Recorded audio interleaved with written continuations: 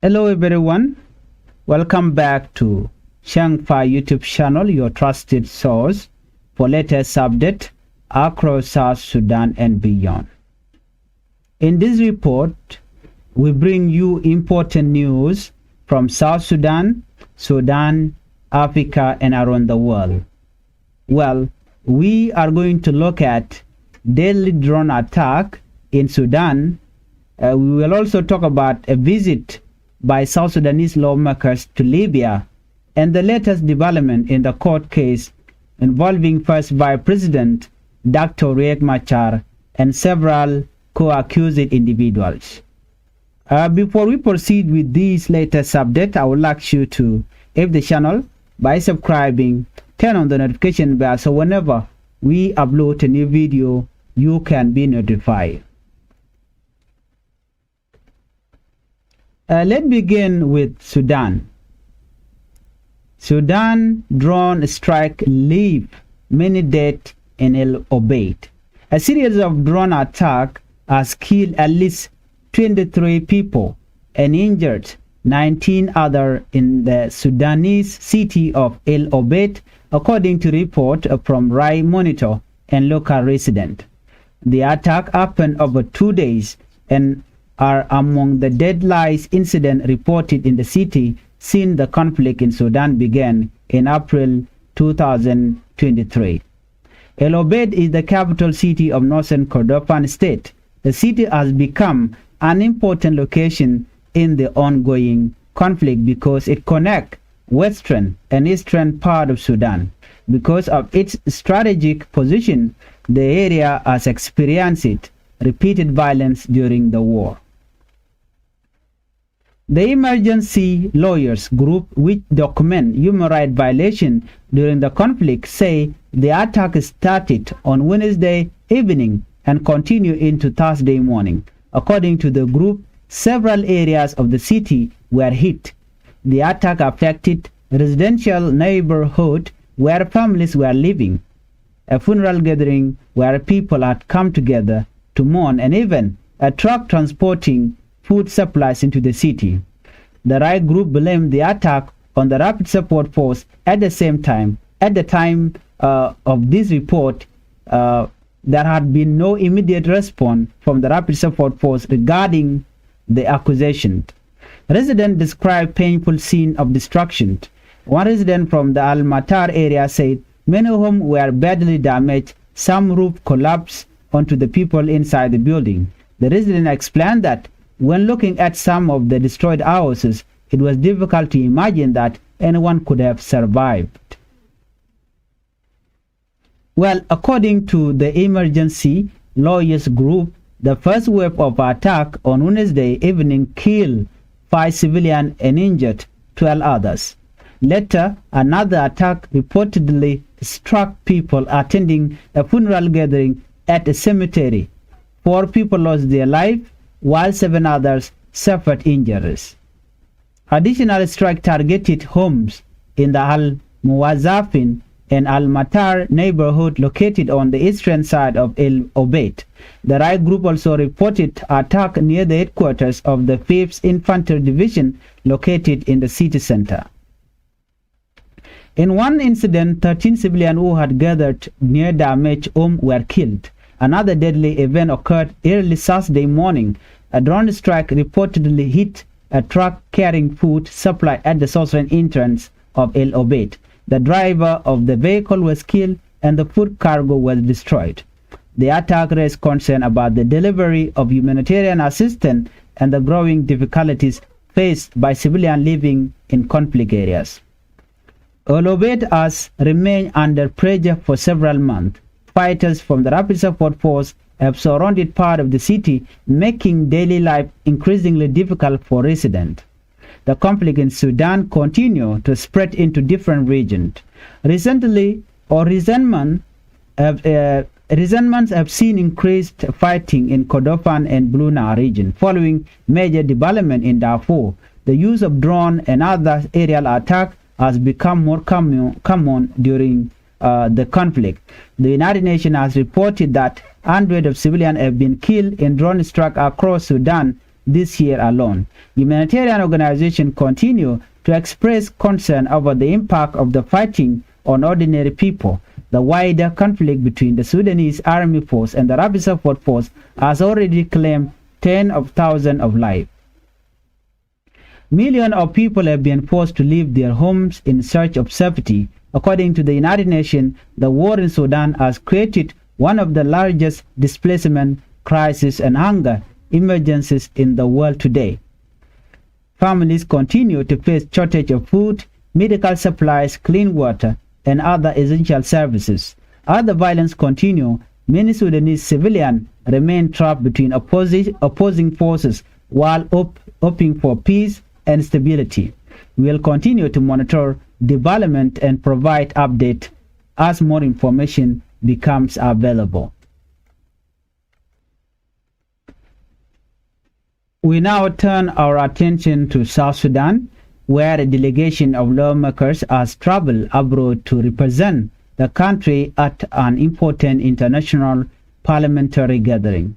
A group of South Sudanese members of parliament has arrived in Libya to participate in the second General Conference of the Asian African Parliamentary Council. The conference is scheduled to take place from June 15 to June 16, 2026. The South Sudanese delegation reached the Libyan city of Benghazi on Saturday ahead of the official opening of the meeting. According to report, Member of Parliament Majur Babur Ajal is leading the delegation together with Shagwar Adong Manyang. The two lawmakers are attending the conference on behalf of the Speaker of the Transitional National Legislative Assembly. The event is being hosted by the Libyan House of Representatives. This year's conference is taking place under the theme, The Future Vision of African-Asian Relations. The gathering brings together parliamentary leaders, lawmakers, and international observers from countries across Africa and Asia. Participants are expected to discuss ways to strengthen cooperation between their nations and address common challenges affecting their region. One of the major goals of the conference is to improve parliamentary diplomacy. Parliamentary diplomacy refers to effort by lawmakers from different countries to build relationships, exchange ideas, and support peaceful cooperation through dialogue and mutual understanding.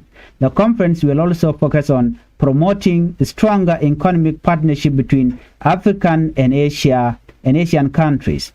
Delegates are expected to discuss opportunity for trade, investment, and development projects that can benefit people across both continents. Another important topic on the agenda is regional collaboration.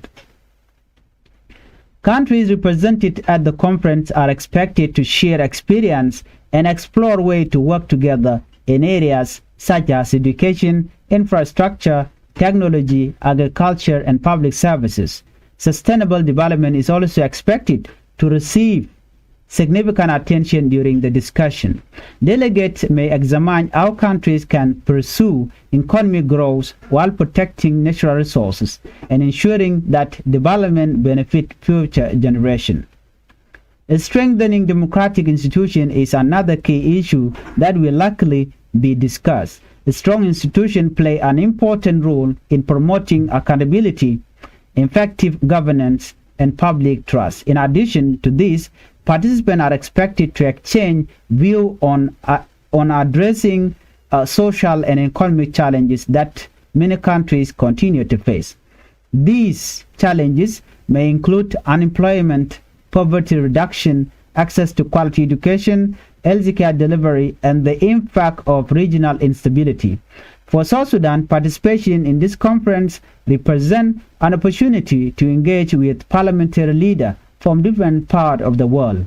It also allows South Sudanese representatives to share experience from their own country journey while learning from the experiences of others. International conferences such as this one often provide platform for dialogue and relationship building that can contribute to future cooperation. South Sudan has increasingly taken part in regional and international meetings aimed at strengthening diplomatic ties, and promoting collaboration.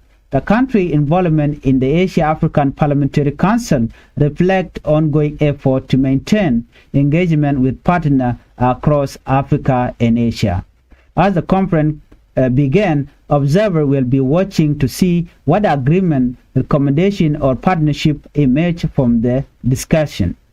The outcome of such meeting can sometimes influence future cooperation in areas ranging from economic development to parliamentary exchange program. For now, the South Sudanese delegation joined fellow lawmakers from many nations in discussion centered or shared interest and common goals.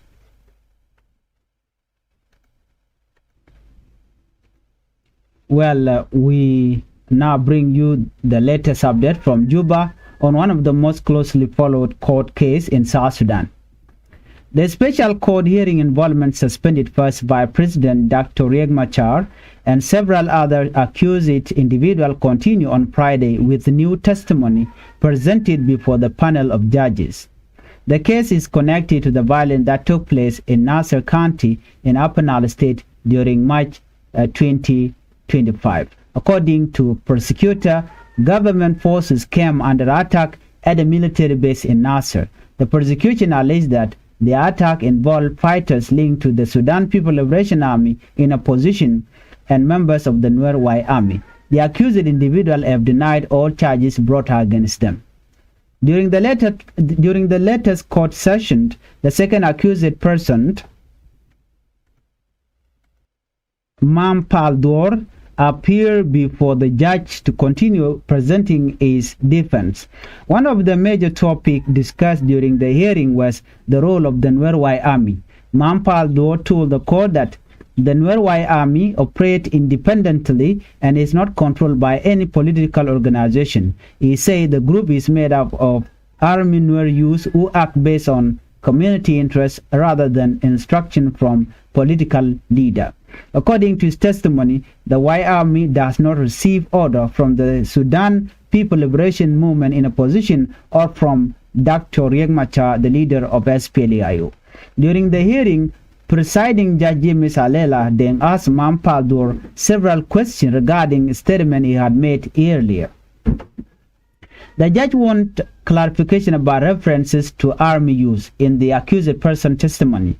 Judge James Alela then asked whether those army use were the same individual commonly known as the Y Army. In response, Mam Paldor explained that when he referred to army use, he meant individual in his community who carry weapons while living in the area. He told the court that these individuals make their own decision. According to his testimony, they are not directed by any specific person. He said that no one is responsible for giving them instruction and that they act independently. The court also had questions concerning allegation that Mam Paldor had provided financial support to army youth involved in Nasser incident. The allegation had previously been mentioned by prosecutor and by an expert witness who testified during earlier stage of the trial. Mam Paldor rejected those accusations. He told the judges that he had never supported army youth financially. He also challenged some of the evidence presented before the court. According to Mam Paldor, certain documents introduced during the proceeding had no connection to the event that occurred in Nasser County. Another important issue discussed during the hearing involved digital evidence. Judge Stephen Simon Binjigwa, who is one of the three judges hearing the case, asked Mam Paldor whether he knew where a digital forensic expert had obtained various material presented as evidence. Those material reportedly include message, videos, audios, recording, and photograph. Mam Paldor told the court that he did not know where the material had come from. He further stated that he had never seen some of the message that investigator claimed had been extracted from his mobile phone. He denied receiving them, he denied responding to them, and he also denied being involved in conversation linked to the allegation presented by the prosecution. According to his testimony, there were contradictions in the report that had been submitted before the court. As an example, he referred to an alleged conversation involving himself and another individual named William Deng. He said an expert witness had claimed that 1,500 United States dollars had been sent by Port Kangchul to people in Ulang. However, Mampaldo challenged the reliability of those claims and questioned the evidence presented against him. Following the completion of his defense statement, the court decided to adjourn the proceeding. The judge announced that the trial would resume on Monday, June 15, which is today. The next stage of the proceeding is expected to focus on the defense presentation of the third accused person, which is Gadwich Lampoch. Dr. Riek Machar is among 8 individuals facing charge related to the event that occurred in Nasser County during March 2025. The other accused individuals include Port Kang Chul Gadwich Lampoch, Lieutenant General Gabriel Doblam, Camilo Gad Michael, Mading Yagrik, Dominic Gad Gogrik, and Mampaldur. According to the prosecution, the attack on the military base resulted in significant casualties among government forces. Prosecutor alleged that 257 soldiers from the South Sudan People Defense Force, or SSPDF forces, lost their life during the incident. Among those reported killed was Commander Majuda. The prosecution further alleged that military equipment valued at approximately 58 million United States dollars was destroyed or taken during the attack. The accused individuals have denied these allegations. Dr. Riek Machar remains under house arrest while the legal process continues. The remaining accused individuals are being held in detention under the authority of the National Security Services in South Sudan. The case has attracted significant public attention both within South Sudan and among observers outside the country. Many people continue to follow development closely because of the political importance of those involved and the seriousness of the charges being considered by the court. At this stage, the court has not delivered a final judgment. The proceedings remain ongoing and the judges are continuing to hear testimony and examine evidence presented by both the prosecution and the defense. Well, that's it. If you are new to Changfied YouTube channel, I would like you to tap the channel by subscribing, turn on the notification bell so whenever we upload a new video, you can be notified. Thank you for watching. Let's meet on the next report.